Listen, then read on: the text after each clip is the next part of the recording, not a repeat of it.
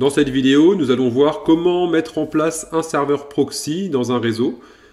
Le but du serveur proxy, nous l'étudierons au cas par cas dans les différents exemples que nous testerons sur la fin de la vidéo.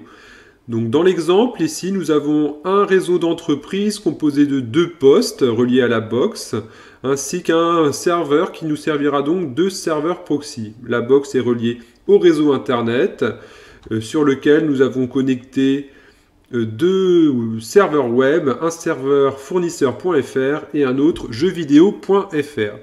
Nous allons commencer par configurer le serveur proxy en double-cliquant dessus.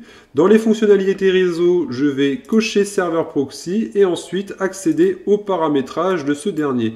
Dans le paramétrage, nous avons donc 4 petits onglets. Un premier onglet journal où toutes les activités seront notées une fois les tests effectués.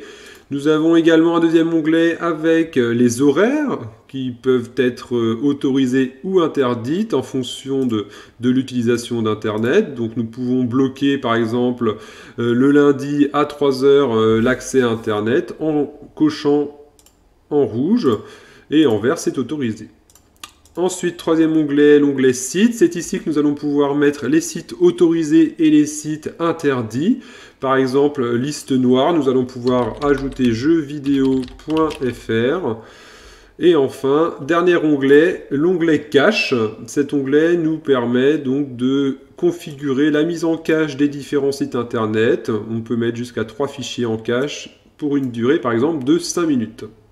Je peux valider ensuite ce serveur proxy et OK. Maintenant que le serveur proxy est actif et configuré, nous allons pouvoir faire un premier test à partir de cet ordinateur, le PC numéro 1. À partir du navigateur web, je vais ainsi donc pouvoir me connecter au site internet mis en place fournisseur.fr et jeuxvideo.fr. Avant de m'y connecter, je vais d'abord avoir besoin de configurer le serveur proxy. En cliquant sur proxy et configuration manuelle du proxy, il va falloir que je renseigne l'adresse IP du serveur proxy de mon réseau, qui est donc le 192.168.254. Je valide et je vais donc pouvoir tester la connexion à fournisseur.fr.